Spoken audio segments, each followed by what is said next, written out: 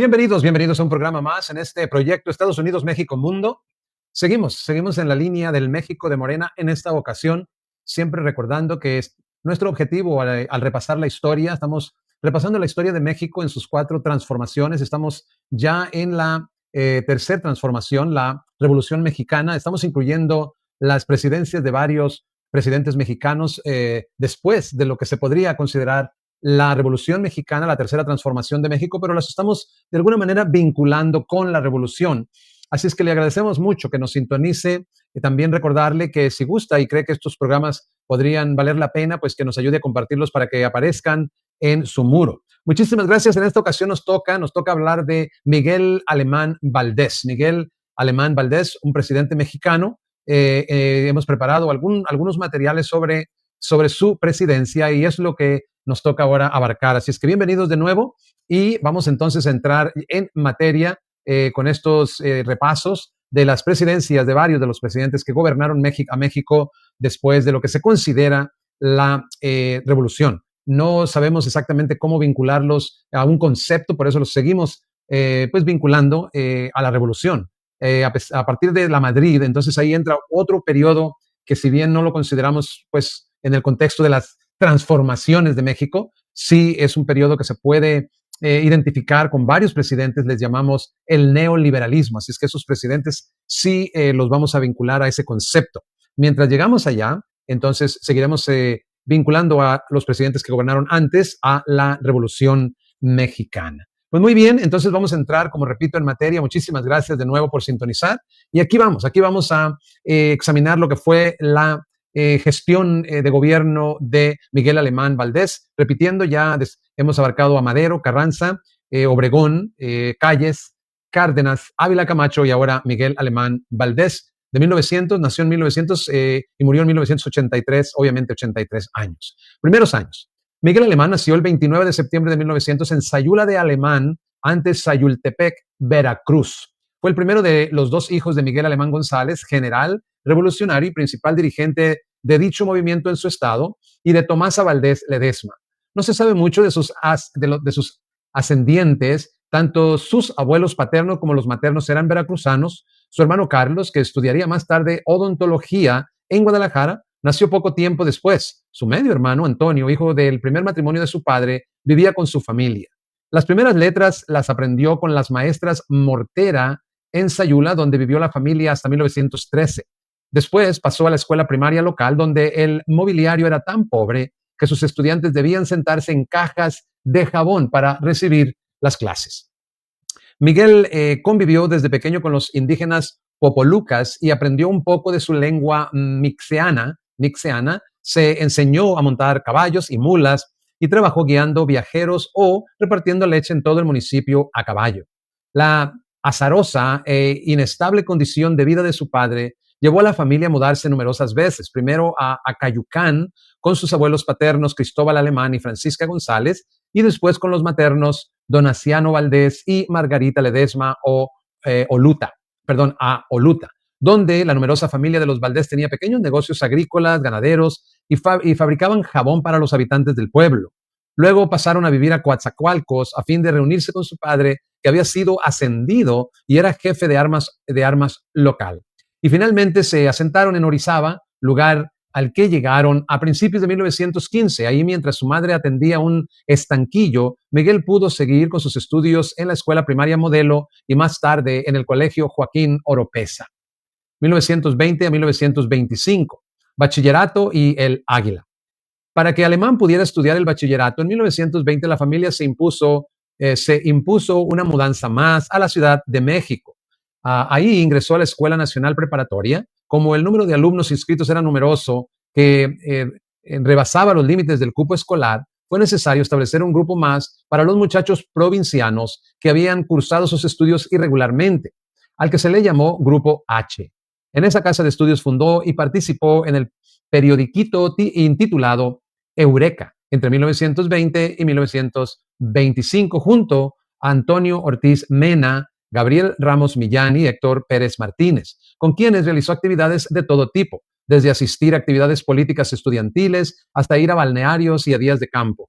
Estudiando en la universidad, Miguel tuvo que suspender sus estudios en dos ocasiones por razones económicas. La primera para ayudarle a su padre, quien le aconsejó no seguir la carrera militar, y otra cuando se agotó el dinero en su familia y tuvo que regresar a Coatzacoalcos, donde su madre abrió una tienda de abarrotes y él consiguió empleo en la compañía petrolera El Águila, donde aprendió inglés y fue escribiente y auxiliar del geólogo Robert Pike, con quien establecería una buena amistad.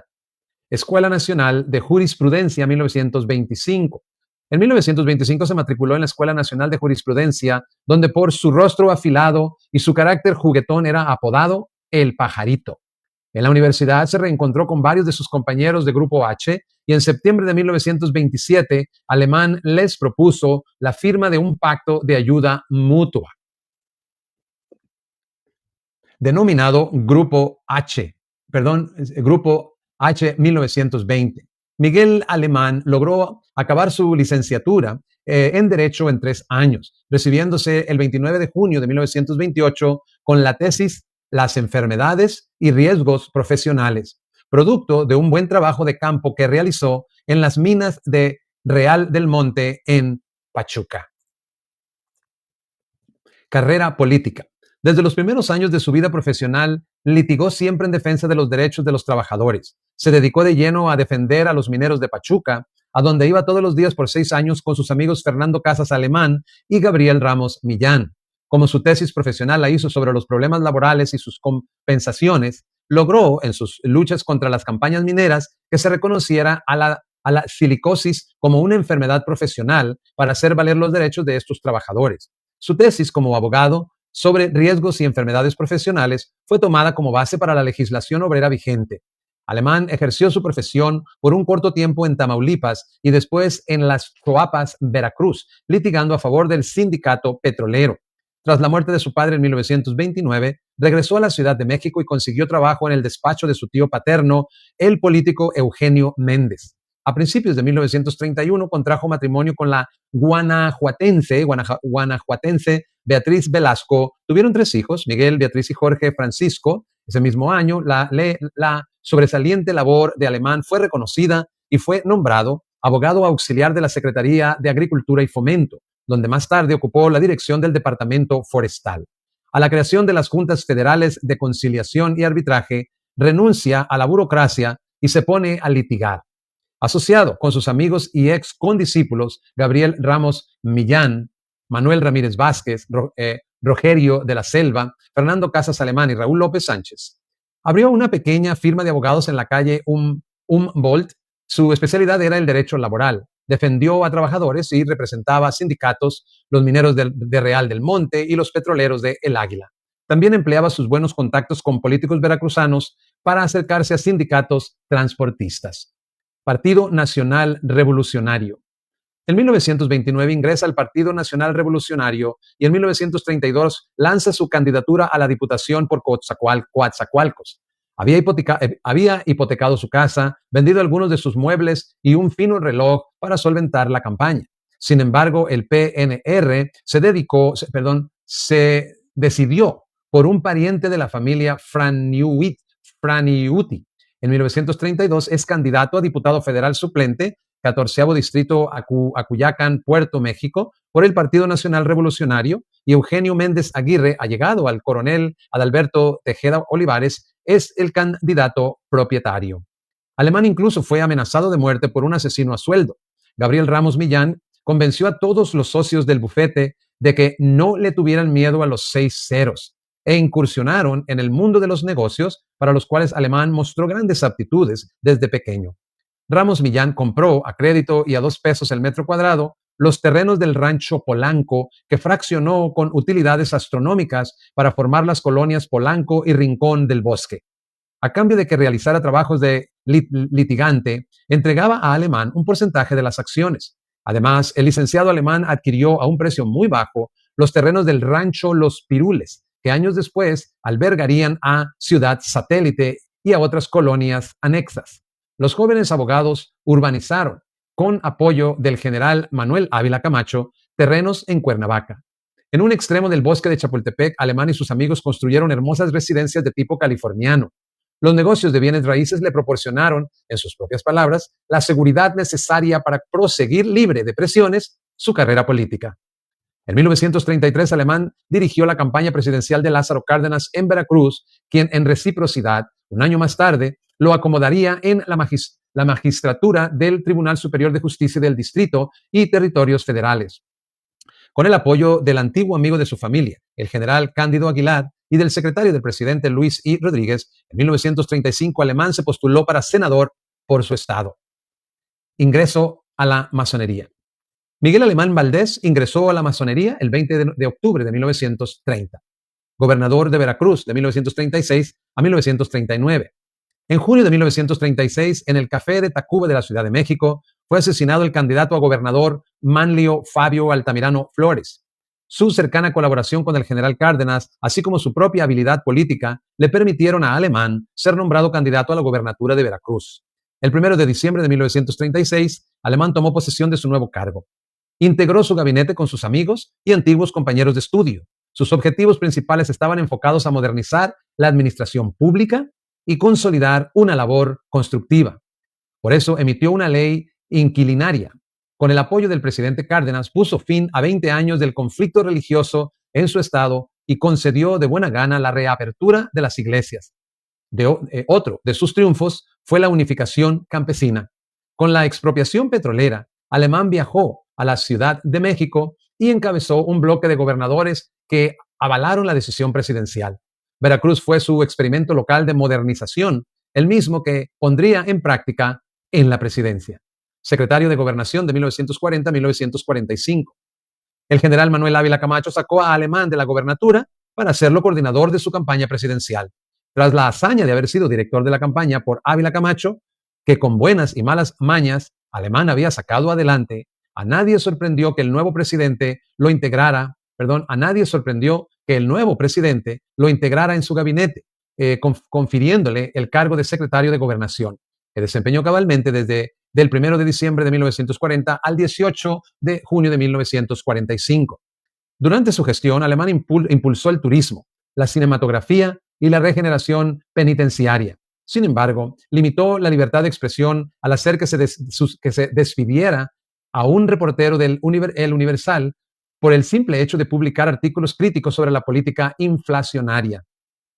Siendo secretario de Gobernación, su mayor problema fue enfrentar la enemistad con Maximino Ávila Camacho, por lo que presentó su renuncia muchas veces, la cual no fue aceptada por el presidente Ávila Camacho. Campaña presidencial 1946. Con la muerte inesperada, en todo caso oportuna, de Maximino, la candidatura de Alemán a la presidencia ya no se topaba con ningún obstáculo. Para las elecciones de 1946 se presentaron 4 candidatos: Miguel Alemán Valdés por el PRI, Ezequiel Padilla por el Partido Democrático Mexicano y el Partido Acción Nacional, el general Agustín Castro por el Partido Nacional Constitucionalista y el general Enrique Calderón por el Partido Reivindicador Popular Revolucionario. Sin embargo, el opositor más fuerte de Alemán fue Ezequiel Padilla, exsecretario de Relaciones Exteriores. El jefe de su campaña política fue Ramón Beteta Quintana. Presidente de México de 1946 a 1952.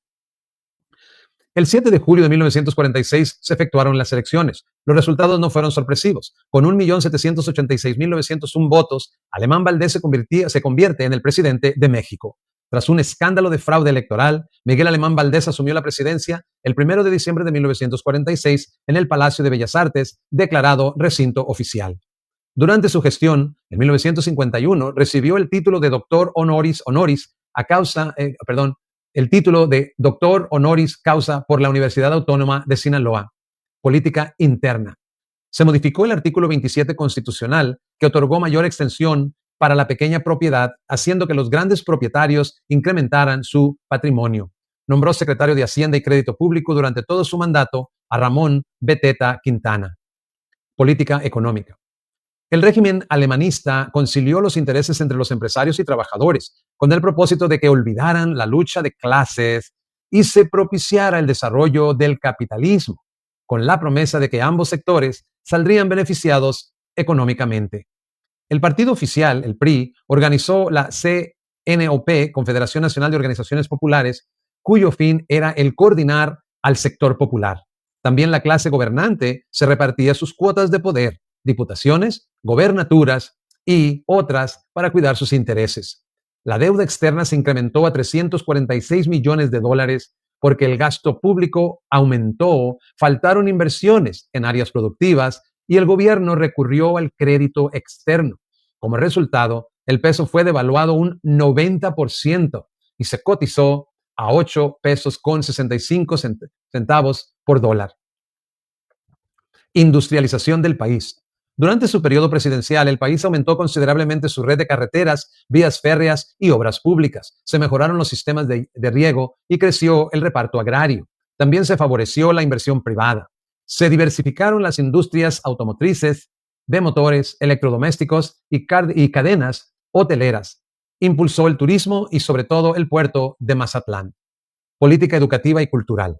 Se reformó el artículo tercero de la Constitución, se emprendieron campañas para contrarrestar el analfabetismo. Se crearon la Dirección General de Enseñanza Normal, el Instituto Nacional de Pedagogía, el Instituto Nacional de Bellas Artes y Literatura y el Colegio Técnico de Educación Superior e Investigación Científica.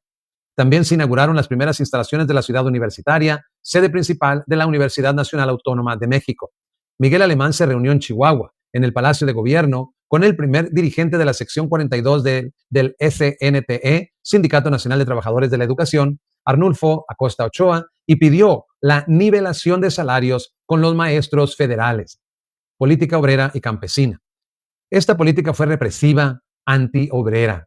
Las manifestaciones obreras que fueron reprimidas por la fuerza pública tuvieron su origen en el bajo y escaso salario y la antidemocracia sindical, pues el gobierno imponía líderes charros, entre comillas, es decir, ilegítimos y corruptos. Durante su presidencia, Miguel Alemán se sumó a la política anticomunista de Estados Unidos. Se creó un comité de actividades anticomunistas cuyo principal objetivo era hostigar a intelectuales y políticos por su filiación marxista y que proliferaban la fundación de varias asociaciones políticas con esta tendencia, proscribiendo al Partido Político Obrero y al Partido Popular de ideas izquierdistas. Surgen varias manifestaciones por el gran descontento que existía en el sector campesino, debido a que durante la presidencia de Ávila Camacho se había iniciado una tendencia de disminuir la dotación de tierras para los campesinos y estimulado la concentración de tierras en grandes haciendas, sucediéndose huelgas y manifestaciones. Creación de la Dirección Federal de Seguridad. En 1947, por decreto, ordena la creación de la Dirección Federal de Seguridad, DFS, adscrita a la Secretaría de Gobernación, con la tarea principal de mantener informado al presidente sobre la situación política y social del país. Fue integrada originalmente por egresados del Colegio Militar y formada después por elementos de diversas dependencias. Su primer director fue el coronel Marcelino Iñurreta de la Fuente, quien decidió capacitar a los primeros miembros de la institución con cursos especiales del FBI en Washington y en otras escuelas de policía en Estados Unidos. Últimos años. Fue nombrado miembro de número de la Academia Mexicana de la Lengua, tomó posesión de la silla 28, de la silla 28 el 12 de junio de 1935 y fue tesorero de esta institución de 1973 a 1983. Promovió la celebración del primer Congreso de Academias de la Lengua Española, el cual se llevó a cabo en el Palacio de Bellas Artes y por el que posteriormente se formó la Asociación de Academias de la Lengua Española. Fue nominado en 1952 y 53 al Premio Nobel de la Paz por José María Salazar, presidente de la Asamblea Legislativa de El Salvador, y por Albert Eteart, ministro de Relaciones Exteriores de Haití, respectivamente. A ambas nominaciones motivadas por su esfuerzo panamericano y su contribución por crear el entendimiento internacional con apoyo directo e indirecto de Washington. Al concluir su administración, Alemán contaba con 52 años. En el siguiente sexenio, se abre cita, dejaron en la banca, se cierra cita. Pero en el posterior, el presidente Adolfo López Mateos le asignó la presidencia del Consejo Nacional de Turismo. Miguel Alemán se dedicó a viajar por todo el mundo en calidad de presidente del Consejo. Ejerció el cargo por 25 años hasta el día de su muerte. Fue presidente de la Academia Mexicana de Derecho Internacional. Nunca dejó de hacer grandes negocios y llegó a convertirse en uno de los hombres más ricos que ha habido en México. Además, según el historiador Enrique Florescano, el régimen de Alemán permitió que la corrupción invadiera la vida de la sociedad civil incluidas las instituciones de educación superior. Por otra parte, Francisco Cruz Jiménez, en Los Juniors del Poder, menciona que el tráfico de droga se institucionalizó, entre comillas, con su complacencia. Fallecimiento. Miguel Alemán Valdés murió de un paro cardíaco y mesotelioma pleural en la Ciudad de México el 14 de mayo de 1983 a los 82 años, mientras resolvía negocios en el despacho de su casa en el lujoso barrio de Polanco. Sus restos descansan en el Panteón Español, ubicado en la misma ciudad. Y así es como llegamos al final de este programa. Hemos examinado la presidencia de Miguel Alemán Valdés con cosas positivas, cosas negativas.